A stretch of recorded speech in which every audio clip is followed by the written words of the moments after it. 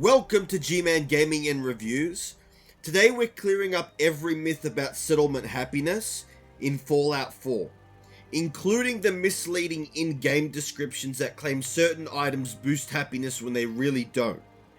If you've ever placed pommel horses, weight benches, barber chairs, cats, dogs, TVs, or lights thinking they make settlers happier, you're not alone. The game itself lies to you. So let's break down what actually raises happiness in Fallout 4 in 2025 and what does absolutely nothing. So first we're going to talk about core needs, which prevent penalties but don't boost above baseline.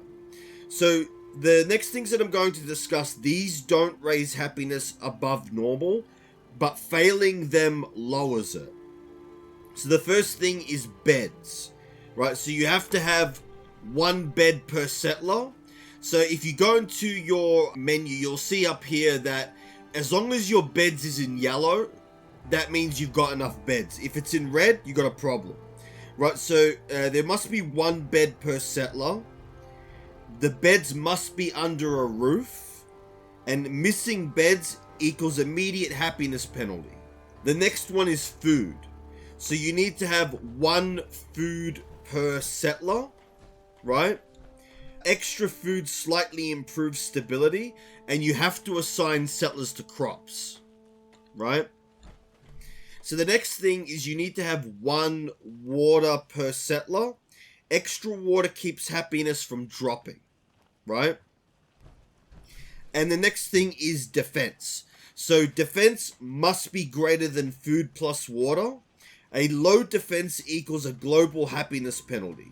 So turrets and guard posts remove penalties, but they don't add positive happiness.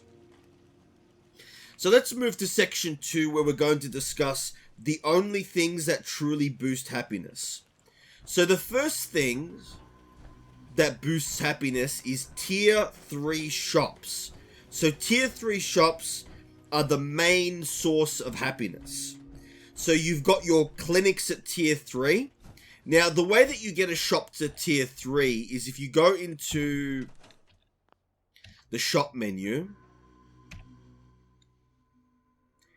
and then you click, you should have the option to invest, which you can do 2 times to raise it from level 1 to level 2 and level 2 to level 3. Now, with some shops, with some named sellers, you can get them up to level 4. But the thing is that tier 3 shops are the biggest thing, that are the main source of happiness, right? So that includes clinics, which are the biggest source, which are the strongest happiness boost in the game, bars, general traders, clothing stores, armor and weapon shops. So these must be staffed, and they will increase happiness slowly over several in-game days. So the next thing is proper job assignments. Having unemployed settlers reduces happiness, so you should always have your settlers employed to do something, right? So the way that you can check this is that if you go into the menu item, you go into power, and you go into miscellaneous, you can place a Vault Tech population management system, and when you place this and connect it to power, if you go into vocational overview, it will show you how many unemployed people that you have and, you know, what people do. So from within this menu, you can actually find jobs for unemployed, if there's jobs available, that is. So you want to make sure that all your settlers are assigned to a job. Now, one of the easiest ways that you can do this without the menu is if you go into resources and you go into miscellaneous, you can place the bell, and if you ring the bell, all your settlers that are in the nearby area will come to the bell. So this is a great way of, so you can see Mama Murphy is walking towards the bell, right? So she's just gonna sit there and, yep, so you can see that she's assigned, well, I've got no idea what she's assigned to, but she's assigned to something. And then we've got Codsworth. Actually, no. I think what it is is that it only shows the unnamed settlers that are unassigned. So we've got one, we should have one settler that isn't doing anything.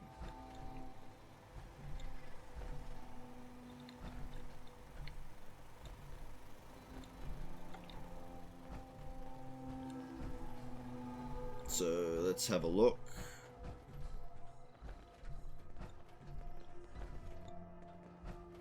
We've got more settlers. Okay, so... Okay, I think it's kind of weird because it doesn't actually... I think it's kind of weird because the companions might not show up correctly in there. But this is how you check with the overview to make sure that, you know, you've got your settlers are assigned. So all your settlers, they should be assigned to something. That's very important. So the next one we're going to talk about is Optometron robots. So they increase happiness by 5 points each. Now, the way that it works in this game is when you attack robots in this game, when you've got one of the Wasteland Workshop mod DLC attached, you'll actually get your hands onto robot parts. Right, so as you can see here, I've got lots of robot parts. So what you can do is you can create so it's in the special category, the robot workbench, right? So you can place the robot workbench, and then what you can do, I can't do it while I'm in power armor, so let's get out of the power armor. Just going to take the fusion core just to make sure that one of the settlers doesn't take your power armor. So you can go to new Optometron and you can build an Optometron, and then that'll equip Protectron parts. But so for every one of these robots that you make, it increases your settlement happiness by 5. So that's one thing that's really important, right? So this is another great way of increasing your settlement happiness. So each Optometron robot stationed in the settlement improves happiness by 5. It stacks with shops, and it's great for pushing from 80 to 90 into the 90 to 100 range. Now, the great thing about these Optometron robots is that they can be assigned to do things. I'm just going to exit the station, and we're going to talk to the robot.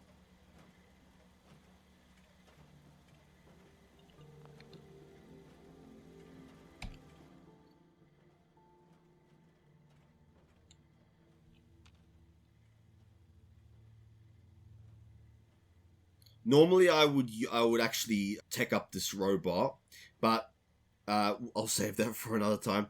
But I'm just sort of showing you. So this is going to increase. So this is going to increase the happiness of the settlement by 5+ for each robot. Right now, the great thing about these robots. The great thing about these robots is that they actually can make very good settlement defenders. This is sort of a side point, but you can equip them with different weapons. So I normally tend to equip them with a Gatling laser, just because it's really good. Gatling laser, minigun. So like I said, but these guys do raise your settlement happiness by 5. So if, like I said, very great for pushing up into the 80 to 90 range or the 90 to 100 range. So now we're going to move to section 3, where we're going to talk about myth busting. So items that claim to increase happiness but don't. So these are traps. The UI says that they improve happiness, but the game code disagrees. So the first thing that we're going to talk about is... So if we go into furniture here, and we go into miscellaneous, is pommel horses and weight benches, as well as the boxing ring, which you can find in as well as the boxing ring. These things and the other exercise props, they do not increase happiness at all. So what the UI says. So the UI shows the happiness icon, as you can see here, right? So you'll see the happiness icon here, right? And it sometimes says, and it'll say it sometimes increases happiness. So the reality is there is no happiness modifiers in the in-game scripts or formulas. It's never referenced by the settlement happiness calculations. It's purely cosmetic and idle animations. The other one that you'll find in the resources miscellaneous section is the barber chair and the surgery chair. So these are marked as improving happiness and services. They have no actual impact on the happiness value. They just let settlers use animations. So the other one is cats and dogs. So cats bought from the traveling cat dealer, guard dogs bought from dog vendors, cats and dogs from the cages, they also do not increase happiness. Even though the UI tooltip says that they do, they don't. The one big advantage that dogs have is that, especially the dogs that are created via the dogs have, is that they do boost the defense, but they don't actually increase happiness. So like I said, the reality is cats and dogs do not appear in the settlement happiness formula. There are no happiness keywords or bonuses linked to them. They are only cosmetic and flavor only. Cats may help reduce radroach spawns, but that's separate from happiness.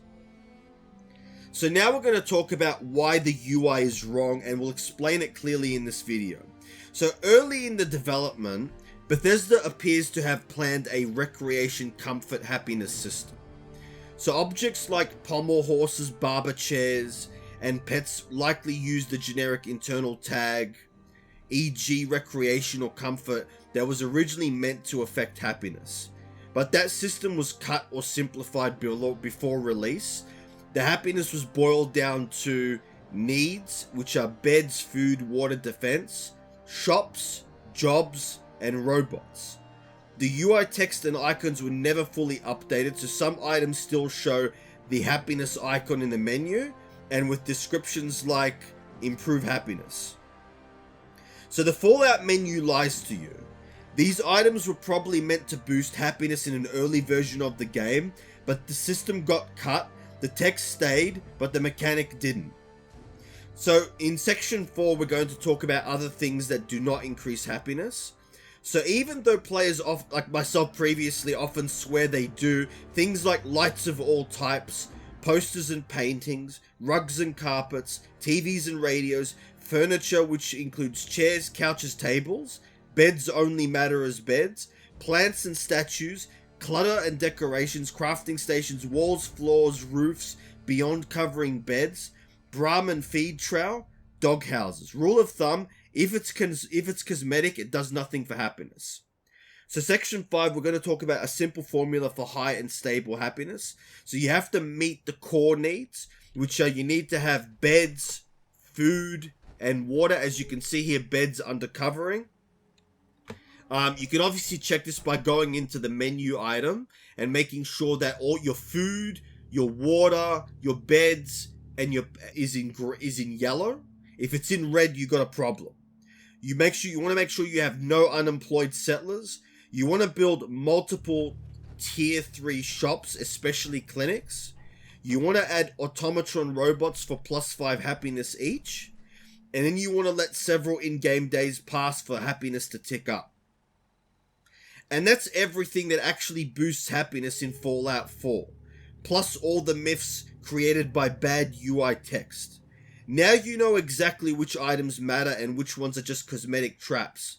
If you want to follow up on how to reach 100% happiness step by step, or my favorite settlement layouts for early, mid, and late game, let me know in the comments. Thanks for watching G-Man Gaming and Reviews, where we debunk Fallout myths with real testing and real data. I'll see you on the next one.